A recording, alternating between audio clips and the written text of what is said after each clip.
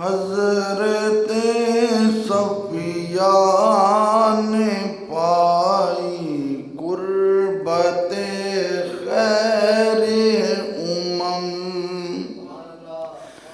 حضرت صفیہ نے پائی قربت خیر ہو گئی سارے جہاں سے، اس لیے وہ محترم حضرت صفیہ نے پائی قربت خیر ہو گئی سارے جہاں سے، اس لیے وہ محترم موسیٰ و ہارون کی حاصل انہیں نسبت بھی ہے، موسیٰ و ہارون کی حاصل انہیں نسبت بھی ہے، رکھ لیا ہے آنگن محبوب رب میں قدم، حضرت صفیہ نے پائی قربت خیر بعد خیبر آپ ٹھہری زینت حرم نبی، بعد خیبر آپ ٹھہری زینت حرم نبی، رب تعالیٰ نے کیا ہے ان پہ یہ کتنا ہے کرم، حضرت صفیہ نے پائی قربت خیر ان کے جیسا ہر کسی کی ماں کا رتبہ ہی نہیں، ان کے جیسا ہر کسی کی ماں کا رتبہ ہی نہیں، ان کے سر تاج سارے انبیاء کے ہیں محترم، حضرت صفیہ نے پائی قربت خیر ہو گئی سارے جہاں سے، اس لیے وہ محترم اللہ تبارک و تعالی جل جلالہ وعم نوالہ واتم برہانہ وعظم شانہ کی حمد اور ثنا کے بعد حضور سرور کائنات مغفر موجودات زینت بزم کائنات سید سرورا دستگیر جہاں غم گسار زماں حامی بے کساں قائد المرسلین خاتم النبیین احمد مجتبیٰ جناب سیدنا محمد مصطفیٰ صلی اللہ علیہ وآلہ وسلم کی بارگاہ عالیہ میں درود و سلام کا تحفہ پیش کیا، دعا ہے اللہ تعالیٰ اس کو قبول فرمائے، میری اور آپ کے والدین کی بخشش کا سامان بنائے۔ حضرات گرامی، پچھلے جمعۃ المبارک پر ہم نے ام المومنین حضرت سیدہ طیبہ طاہرہ حضرت صفیہ رضی اللہ تعالی عنہا آپ کا ذکر خیر کیا۔ آج اسی موضوع کو تھوڑا سا آگے لے کر چلتے ہیں۔ پچھلے جمعۃ المبارک پر میں نے یہ بتایا تھا کہ بنو نذیر قبیلہ فلسطین سے چلا اور مسجد قباء کے نزدیک آ کر اس قبیلے نے ڈیرے لگائے، اور ان کے بڑوں نے وہاں آ کر رہائش اس لیے کی کہ انہوں نے اپنی آسمانی کتابوں میں یہ پڑھا ہے کہ عرب کے علاقہ میں کھجوروں کے باغات میں اللہ کے آخری نبی صلی اللہ علیہ وآلہ وسلم تشریف لائیں گے، تو ان کا کلمہ پڑھیں گے اور ہم ان کے قرب میں رہیں گے۔ اب جو حضرت صفیہ رضی اللہ تعالی عنہا ہیں، ان کے جو والد تھے ان کا نام تھا حیی بن اخطب۔ ان کا مین جو بغض تھا حضور سے، جو دشمنی تھی، وہ صرف اس وجہ سے تھی کہ اللہ کے رسول صلی اللہ علیہ وآلہ وسلم بنی اسحاق سے کیوں نہیں آئے، بنی اسماعیل سے کیوں آئے ہیں؟ کہ اللہ تعالیٰ نے حضرت ابراہیم علیہ السلام کو دو بیٹے دیے تھے، حضرت اسحاق علیہ السلام اور حضرت اسماعیل علیہ السلام۔ تو بنی اسرائیل میں جو انبیاء اور رسول آئے وہ بنو اسحاق میں سے تھے، اور نبی کریم صلی اللہ علیہ وآلہ وسلم بنو اسماعیل سے تشریف لائے۔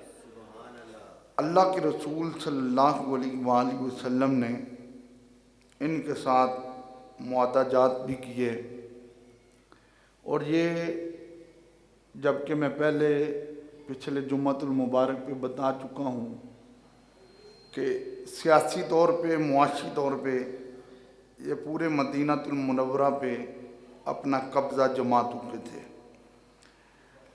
اور نبی کریم صلی اللہ علیہ وآلہ وسلم نے بھی ان سے میثاق مدینہ کیا، کیونکہ یہ اہل کتاب تھے۔ حضور علیہ السلام نے بھی ان کو عزت دی، لیکن ان سے وہ عزت جو ہے وہ ہضم نہ ہو سکی، تو انہوں نے طرح طرح کے پراپوگنڈے اللہ کے رسول صلی اللہ علیہ وآلہ وسلم کے خلاف کیے۔ حضرت ابو سفیان رضی اللہ تعالیٰ عنہ، آپ نے جب کلمہ نہیں پڑھا تھا تو اس وقت ان سے مل کر انہوں نے مسلمانوں کے خلاف بڑی بڑی سازشیں کی تھیں۔ ایک ان کا پروگرام یہ تھا کہ اگر آپ اللہ کے رسول ہیں تو آپ ہمارے یہودی علماء کا سامنا کریں۔ تو نبی کریم صلی اللہ علیہ وآلہ وسلم نے فرمایا کہ تم ایک جگہ طے کر لو تو میں بھی وہاں پہ آ جاؤں گا، تمہارے یہودی علماء بھی آ جائیں، اور انہوں نے جو سوال کرنے ہیں وہ کر لیں۔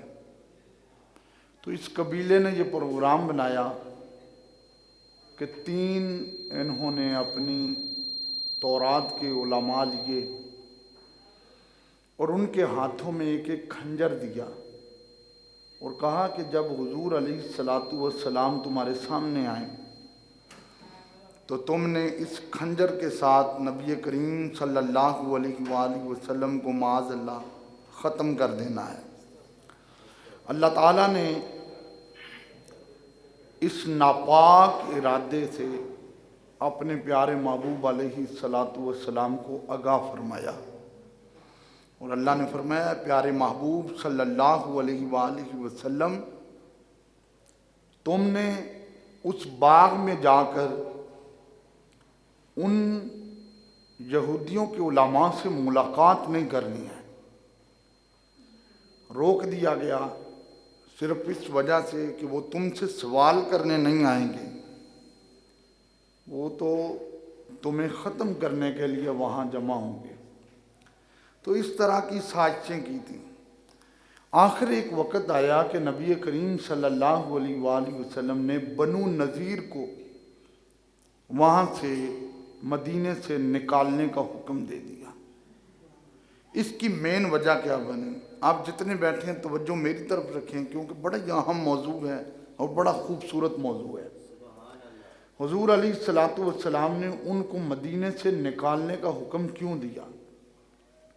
جب میثاق مدینہ ہوا تو نبی کریم صلی اللہ علیہ وآلہ وسلم نے ان سے معاہدہ کیا تھا کہ اگر مدینے کے باہر کا کوئی یہودی مرتا ہے اور اس کی دیت دینے کا مسئلہ آتا ہے تو بنو نذیر اور مدینے کے مسلمان آپس میں مشورہ کر کے ایک دوسرے کو شریک کر کے اس کی دیت دیں گے، اس کا بدلہ دیں گے۔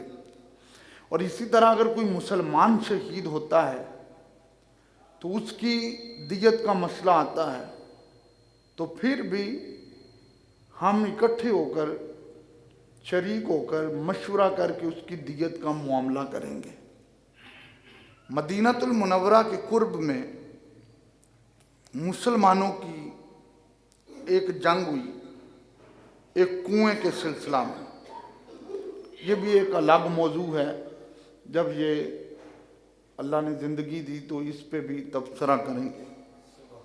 اس میں کافروں نے 68 مسلمان جو ہیں وہ شہید کیے۔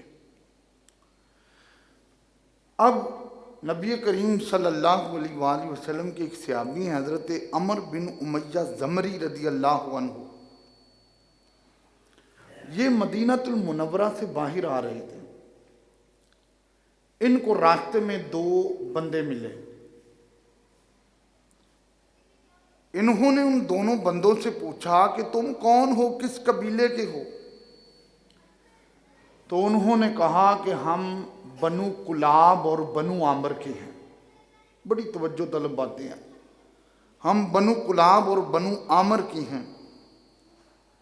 تو حضرت عمر بن ابو امیہ زمری رضی اللہ عنہ نے اپنے دل میں عہد کیا کہ یہ تو یہودیوں کے وہ قبیلے ہیں جنہوں نے مسلمانوں کے 68 مسلمان شہید کیے، تو کیوں نہ ہو کہ میں کسی نہ کسی طریقے سے ان کے 2 بندوں کو قتل کروں۔ آپ ان کے ساتھ ہو گئے۔ آپ نے دیکھا کہ انہوں نے ایک درخت کے نیچے سواریاں باندھی اور درخت کے نیچے سواریاں باندھ کے وہ سو گئے۔ آپ بھی ان کے سامنے ان کے دل کو تسلی دینے کے لیے آپ نے بھی آنکھیں بند کر لیں، سونا شروع کیا۔ جب دیکھا کہ ان کی نیند گہری ہو چکی ہے، آپ نے پھر تلوار اٹھائی اور ایک کافر کے سینے میں بھی لگائی اور دوسرے کے بھی سینے میں لگائی اور ان دونوں کو واصل جہنم کر دیا۔ مدینۃ المنورہ میں آئے، نبی کریم صلی اللہ علیہ وآلہ وسلم کی بارگاہ میں عرض کی، لجپال آقا، میں نے 2 کافر مار دیے ہیں۔ حضور صلی اللہ علیہ وآلہ وسلم نے فرمایا، عمر تمہیں پتہ ہے ہمارا معاہدہ ہوا تھا؟ عرض کیا آقا مجھے معلوم ہے ہمارا معاہدہ ہوا تھا۔ فرمایا ہم نے معاہدہ کیا تھا کہ اگر یہودیوں کا کوئی بندہ مارا جائے گا تو اس کا ہم قصاص دیں گے، دیت دیں گے، بدلہ دیں گے۔ اور کیا آقا انہوں نے ہمارے 68 مسلمان مارے ہیں۔ اللہ کے رسول صلی اللہ علیہ وآلہ وسلم کی امانت داری اور دیانت داری پہ قربان جائیں۔ فرمایا یہ ان کا فعل ہے، اگر ہم دیت نہ بھی دیں، بدلہ نہ بھی دیں تو فرق کوئی نہیں پڑتا، لیکن ہم نے تو ایک معاہدہ کیا ہوا ہے، لکھا ہوا ہے، ہم اس معاہدے کو پورا کریں گے کیونکہ اللہ نے مجھے اپنا رسول بنا کر بھیجا ہے۔ اللہ کے رسول صلی اللہ علیہ وآلہ وسلم اس معاملے کے لیے آپ نے چند صحابہ کو لیا، جس میں حضرت صدیق اکبر بھی ہیں، فاروق اعظم بھی ہیں، عثمان غنی بھی ہیں، حیدر کرار رضی اللہ عنہم اجمعین، اور چند صحابہ ہیں۔ مسجد قباء کے نزدیک یہ بنو نذیر یہودیوں کا قبیلہ تھا جو حضرت صفیہ رضی اللہ تعالی عنہا کا خاندان تھا۔ حضور کا ان سے معاہدہ ہوا تھا کہ اگر کوئی یہودی مارا گیا تو ہم उस यहूदी की दियत देंगे लेकिन तुमसे मशवरा करके देंगे। अल्लाह के रसूल सल्लल्लाहु अलैहि वसल्लम बनु नज़ीर से मशवरा करने के लिए आए। अब देखें यहूदी कितनी बड़ी चाल चलते हैं। कुरान कहता है ना, या अय्युहल्लज़ीना आमनू ला तत्तखिज़ुल यहूदा वन नसारा औलिया बअदुहुम औलिया। और मैं कभी भी यहूदियों और ईसाइयों से दोस्ती ना लगाओ, इसलिए कि ये कभी भी तुम्हारे खैर खा नहीं हो सकते हैं। ये आपस में एक दूसरों के खैर खा होते हैं। चाहे तुम्हारे साथ ये पार्टनरशिप करें, ये करें, फलां करें, लेकिन कुरान कहता है एक ना एक दिन ये तुम्हारा नुकसान करेंगे। आज देखें ना, इसराइल के साथ यहूदों ने सारा ने अपनी अपनी जगह पे ऐलान किया हुआ है। कहाँ अमेरिका बोल रहा है, कहाँ इंडिया बोल रहा है, कहाँ उनकी मददें पहुंच रही हैं। तो कुरान कहता है ये एक हैं। ये मत समझना कि किसी ईसाई से और यहूदी से तुमने दोस्ती कर ली और तुम्हें उससे फ़ायदा होगा। कुरान कहता कभी भी फ़ायदा नहीं होगा। याद रखें, हमारी सोच के ज़ाविये गलत हो सकते हैं, लेकिन रब का कुरान कभी गलत नहीं हो सकता है। ये अल्लाह के कुरान का फैसला है कि यहूदों नसारा से दोस्ती ना करना। तो मुस्तफ़ा करीम सल्लल्लाहु अलैहि वसल्लम बनु नज़ीर के पास आए। हुजूर ने फरमाया, देखो भाई, तुमने मिसाके मदीना से बड़े बड़े वादे तोड़े हैं, लेकिन मैं वादे तोड़ने नहीं, मैं तो जोड़ने आया हूँ। फरमाया, तुम्हारा मेरा वादा हुआ था कि अगर कोई मदीने के बाहर का यहूदी मर गया, उसको गलती से मारा गया या जानबूझ के मारा गया, तो उसकी दियत, उसका बदला हम देंगे, लेकिन तुमसे मशवरा करके उनको देंगे, इसलिए कि तुम यहूदी ख़ानदान हो। उन्होंने बड़ा सहराया कि ठीक है, इसलिए आप तशरीफ़ लाए। जब हुजूर ने ये बात की तो चंद यहूदी खड़े हुए और साइड पे चले गए और उन्होंने आपस में मशवरा किया कि हुजूर तो बात करके चले गए हैं, और जहाँ हुजूर बैठे थे वहाँ एक सहरा में, यानी ग्राउंड में एक छत थी। उस छत के साए में सरकार बैठे और उस छत के ऊपर एक बहुत बड़ा पत्थर पड़ा हुआ था। तो इन यहूदियों ने प्रोग्राम बनाया कि हम किसी न किसी तरीके से इस पत्थर को गिराएं और ये अल्लाह के रसूल के ऊपर गिरे, और जब ये गिरेगा तो माज़अल्लाह ये ख़त्म हो जाएंगे और इस्लाम का परचम भी ख़त्म हो जाएगा। अब आपस में प्रोग्राम बनाने लगे कि किसको भेजा जाए, कौन इस पत्थर को गिराए। एक आदमी था जो बनु कुरैज़ा में था, जिसका नाम अमर बिन जहाश था। उस आदमी ने कहा कि मैं इस पत्थर को गिरा के आता हूँ। अब वो आदमी गया, अपने माहौल में जाके छत पे चढ़ा।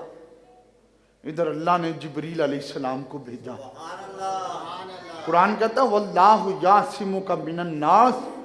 महबूब, काफिर तुम्हें ख़त्म करने का इरादा रखते हैं, लेकिन अल्लाह तुम्हारी हिफाजत फरमा रहा है।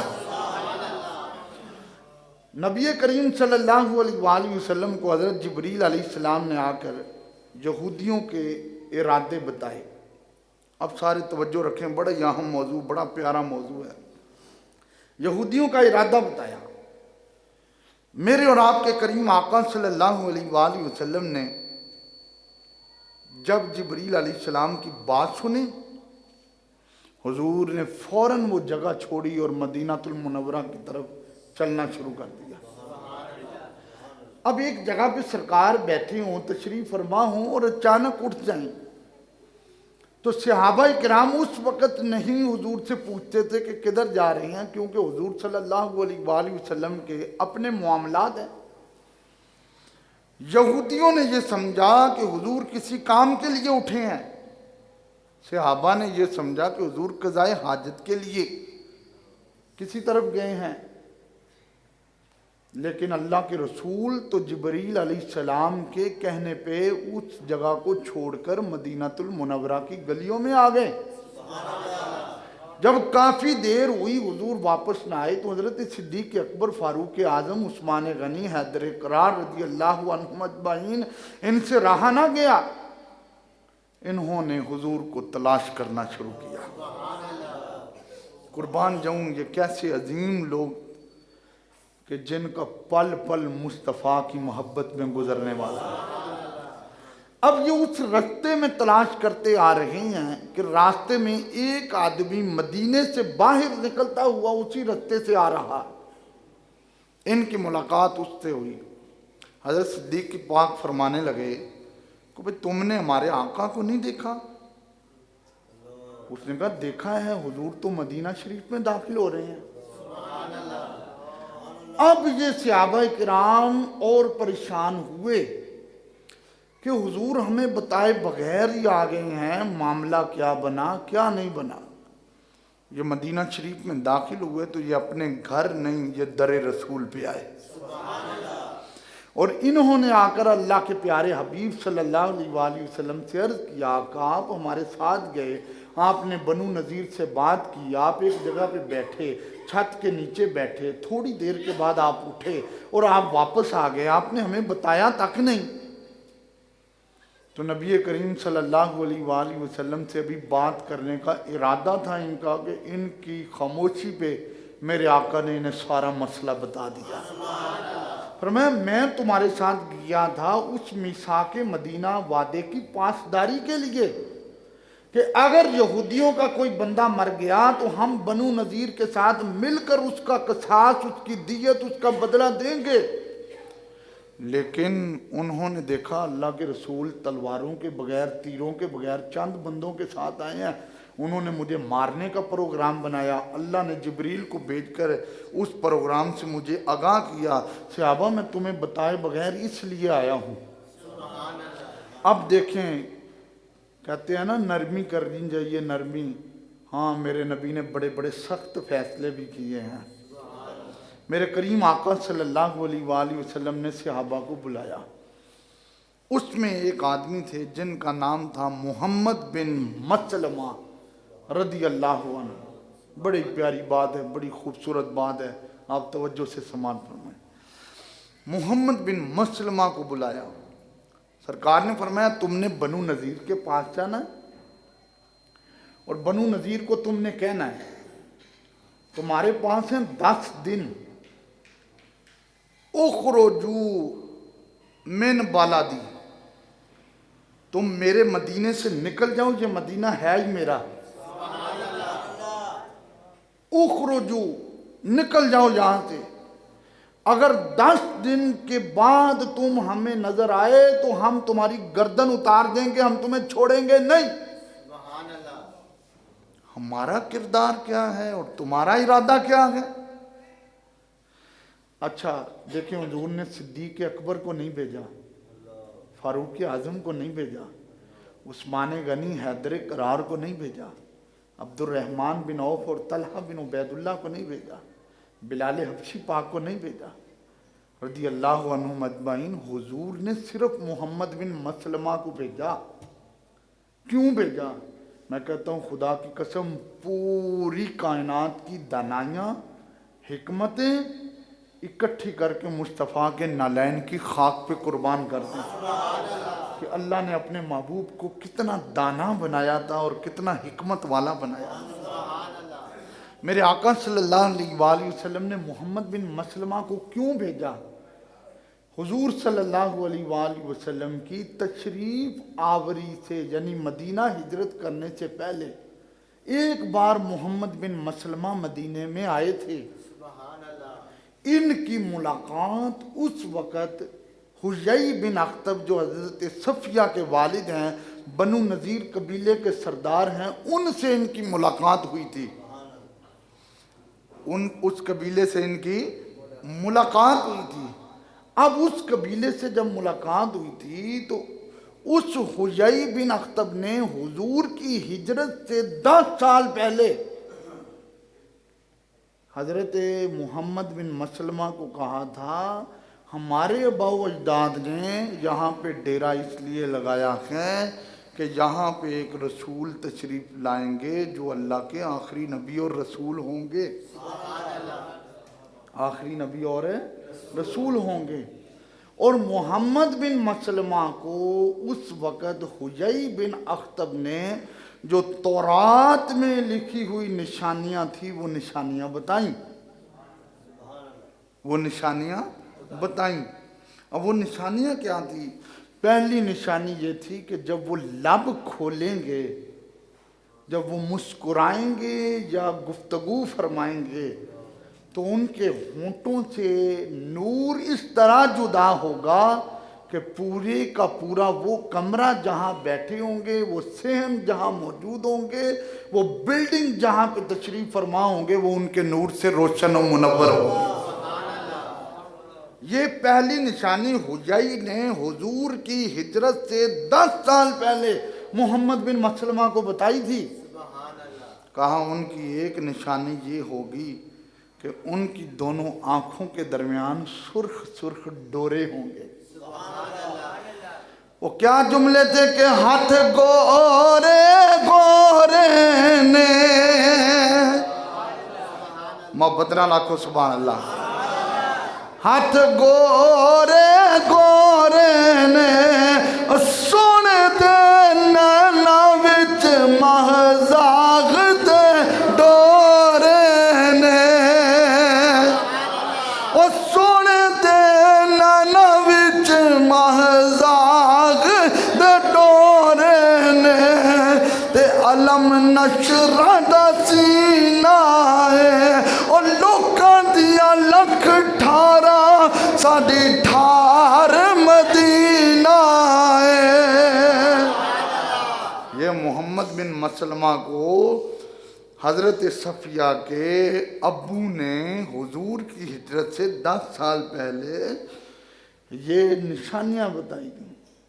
اس نے کہا تھا میں نے تورات میں پڑھا گیا ان کی دونوں آنکھوں کے درمیان سرخ سرخ ڈورے ہوں گے، وہ اونٹوں کی سواری پسند کریں گے، وہ سر کے اوپر امامہ رکھتے ہوں گے، اور نشانی سنے دل تڑپ جائے گا۔ اس نے کہا تم نے ایک نشانی بتائی تھی، وہ خود تو بھوکے رہیں گے اوروں کی جھولیاں بھرتے رہیں گے، وہ خود بھوکے رہیں گے اوروں کو کھانا کھلاتے رہیں گے۔ اس نے کہا تم نے مجھے یہ بھی نشانی بتائی تھی کہ وہ پیٹ پہ پتھر باندھیں گے لیکن غلاموں کو کھانا کھلاتے رہیں گے۔ انہوں نے خود 3 دن اور 3 راتیں کھانا نہیں کھایا ہوگا لیکن غلاموں کو پیٹ بھر بھر کے کھلاتے رہیں گے۔ میرے اعلیٰ حضرت نے کہا تھا کون دیتا ہے دینے کو پڑھو مل کے سارے پڑھو انج پڑھو جڑے ستے نے وہ بھی جاگ جان کون دے طاقت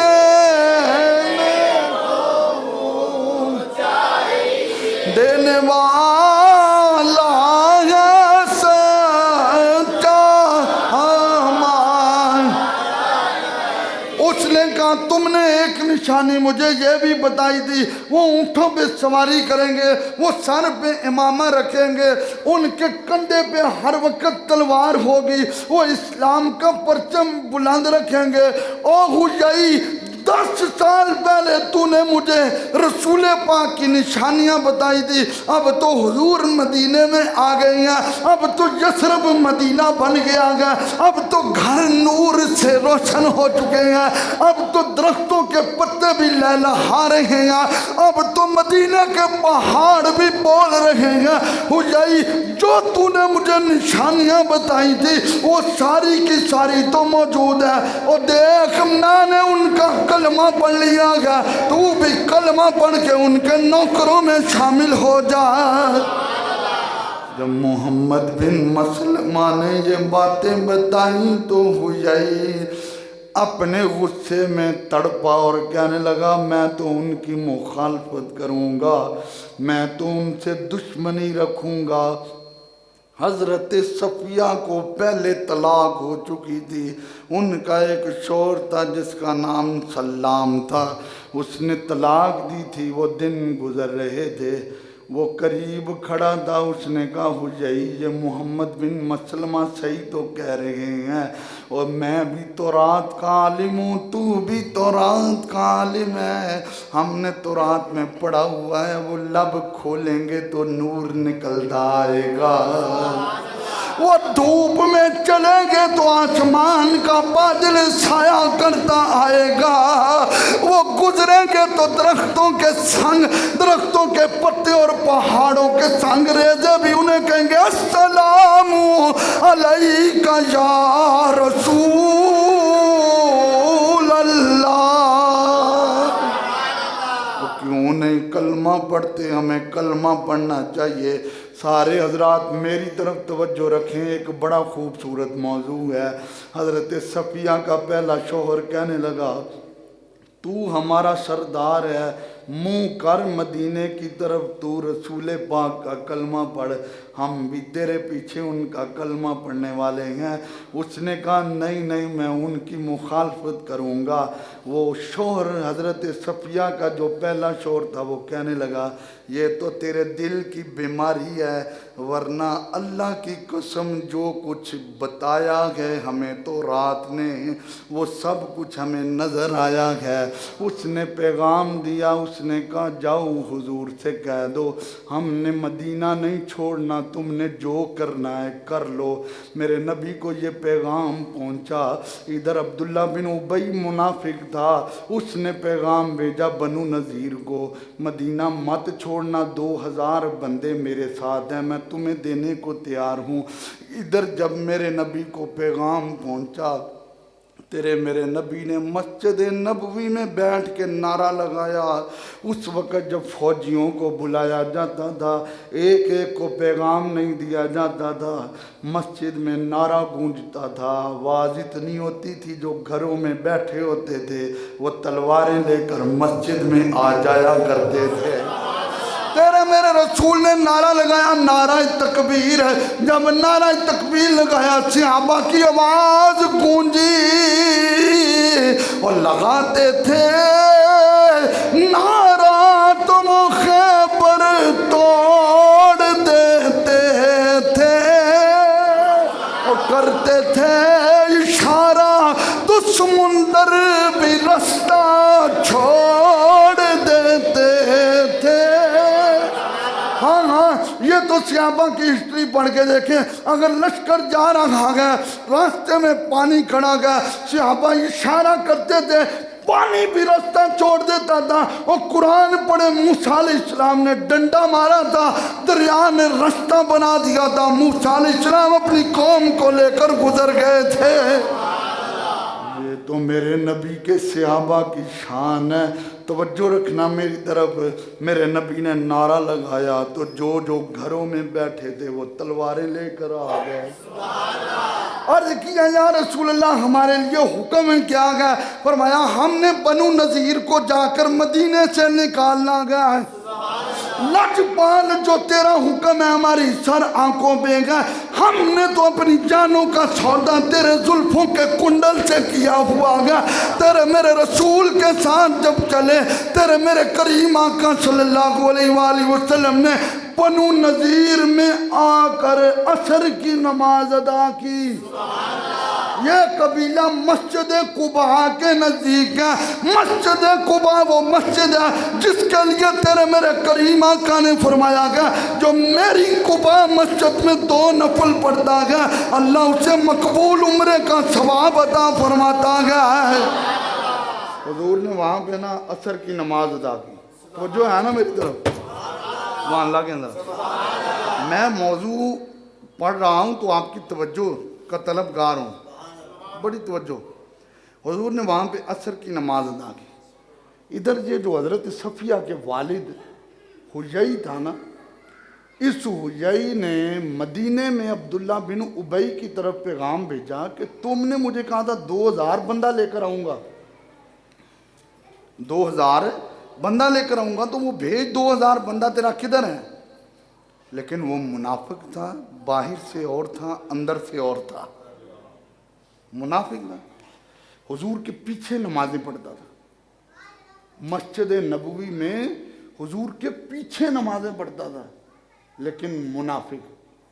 سورہ بقرہ کا جو پہلا رکوع گزر کے دوسرا رکوع سارا آیا ہی منافقوں کے بارے میں ہے کہ یہ آ کر پیچھے نماز پڑھتے تھے مسجد نبوی کی صفوں میں، اور باہر نکل کے اللہ کے رسول کی مخالفت کرتے تھے۔ تو وہ عبداللہ بن ابی جو تھا، اس کو جب پیغام ملا، ادھر اس کا ایک بیٹا تھا، اس کا نام بھی عبداللہ تھا، لیکن یہ منافق نہیں تھا، یہ میرے مصطفیٰ کا پکا سچا صحابی تھا۔ اس نے جب وہ نعرہ تکبیر سنا تھا نا، اس نے وہ تلوار اٹھائی، اپنے باپ کے سامنے آ گیا۔ اس نے کہا ابو بات سن میری، یہ تلوار میں نے تیرے لیے اٹھائی ہے، اگر تو آج رسول پاک کی دشمنی میں ان کے سامنے آیا تو میں نے نہیں دیکھنا تو میرا باپ ہے، تو مجھے روٹی دیتا ہے یا میرے گھر میں رکھتا ہے، میں نے تیری جان کے ٹکڑے کر دینے ہیں۔ سن، مجھے خدا کے بعد جو دوسرا رشتہ ہے وہ محمد مصطفیٰ کا رشتہ ہے۔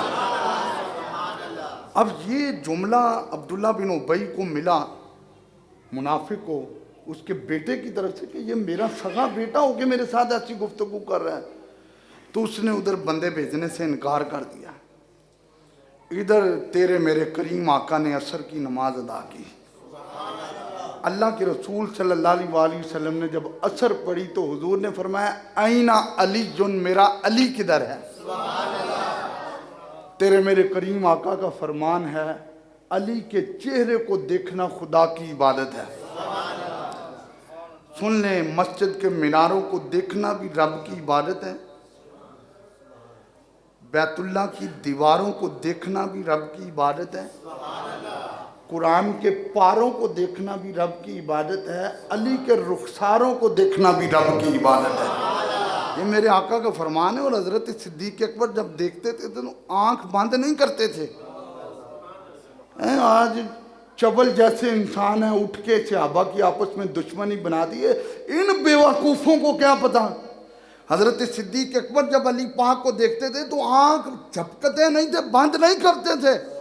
ام المومنین سیدہ عائشہ صدیقہ پاک نے کہا تھا بابا میں نے آپ کو دیکھا، آپ جیسے علی کو دیکھتے ہیں ایسے کسی کو نہیں دیکھتے۔ فرمایا میرے نبی نے فرمایا علی کا چہرہ دیکھنا بھی خدا کی عبادت ہے۔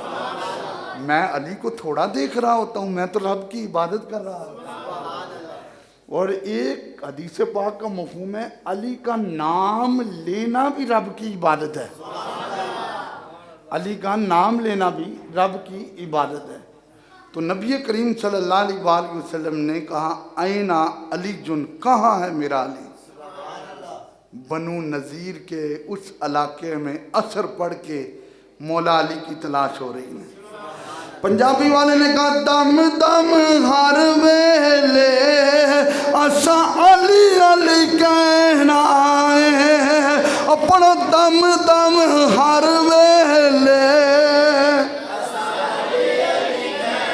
صحابہ نے عرض کیا آقا ہمیں کیسے پتا چلے گا یہ بندہ مومن ہے؟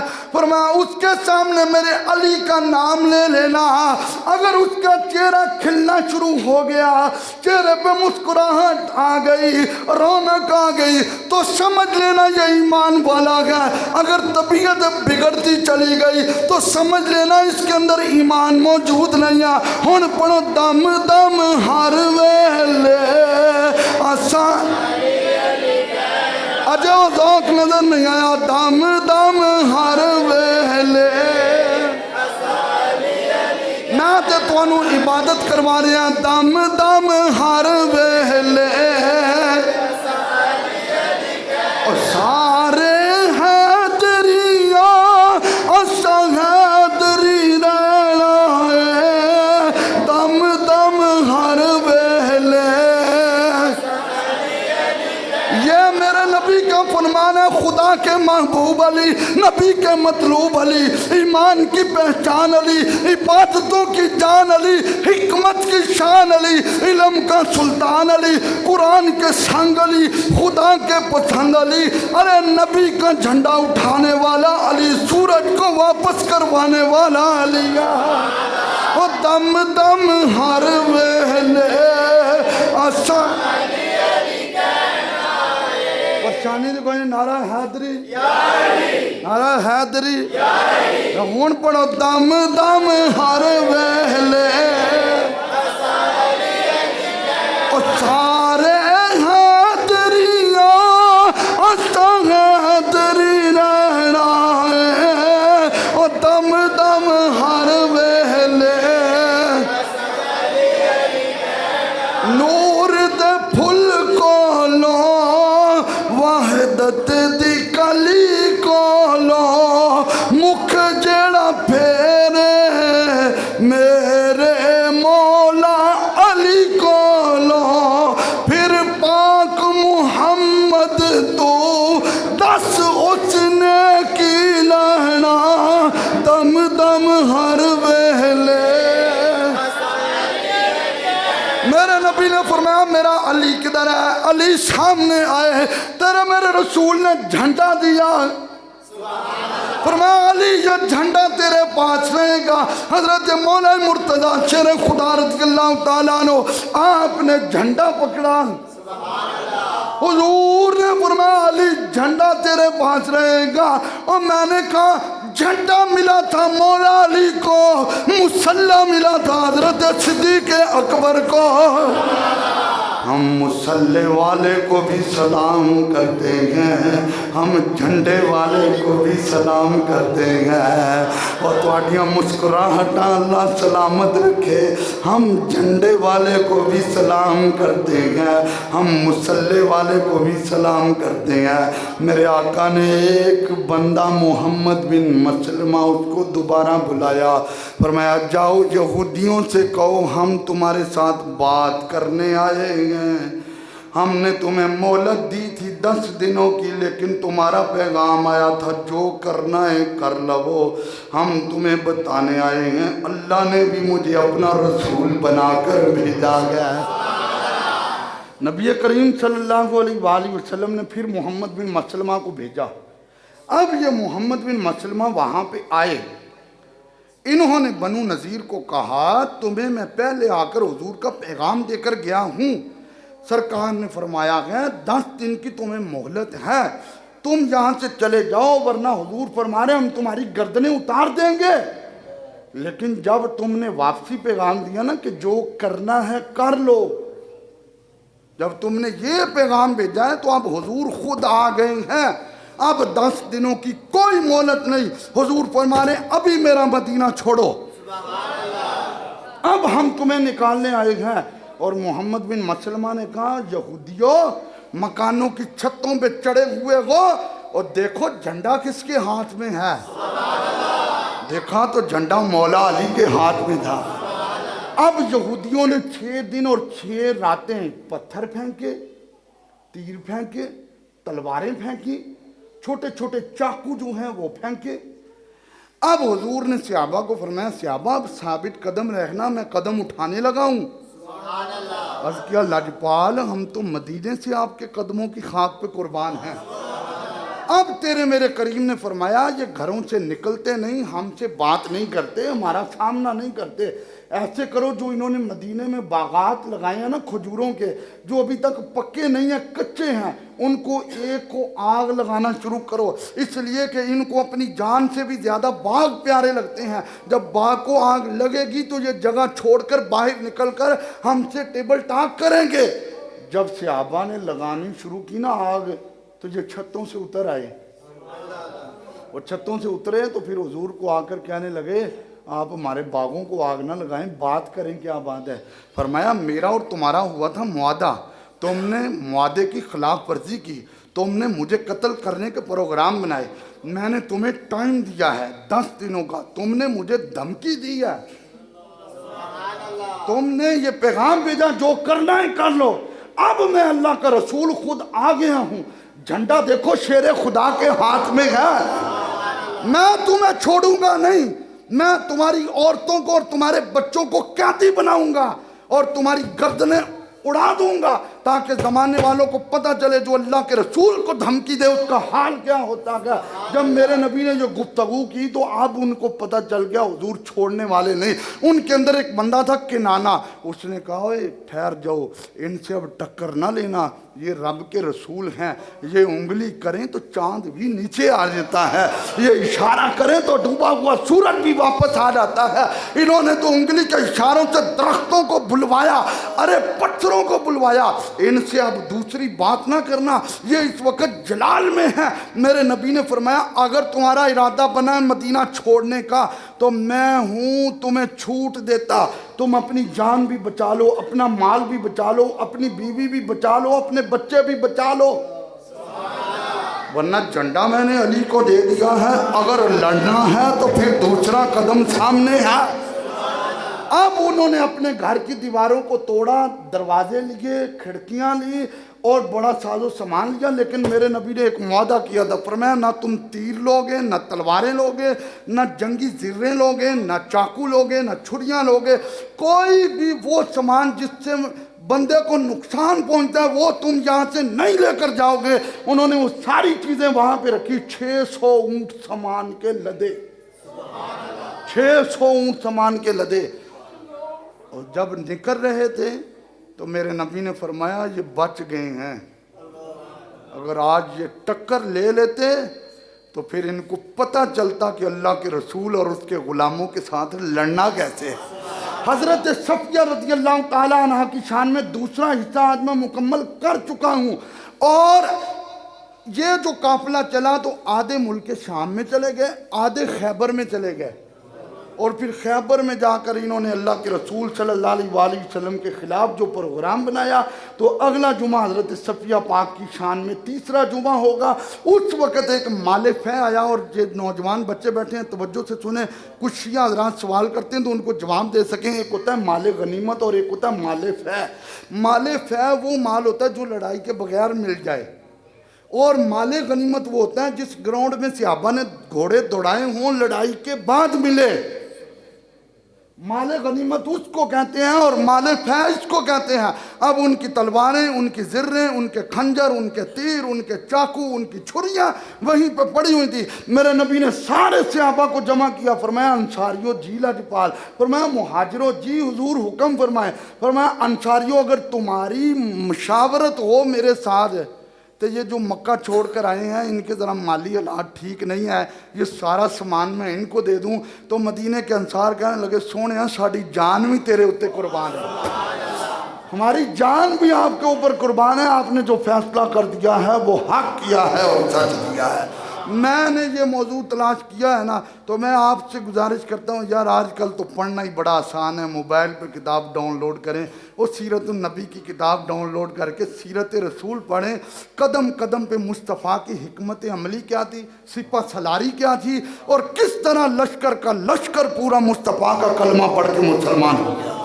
اللہ ہم سب کا حامی و ناصر ہو۔ انشاءاللہ تیسرا جمعۃ المبارک، اگلے جمعۃ المبارک پہ پہلا میرا پچھلا جو بیس بنا تھا وہ ڈاؤن لوڈ ہو چکا ہے الحمدللہ، کافی دوست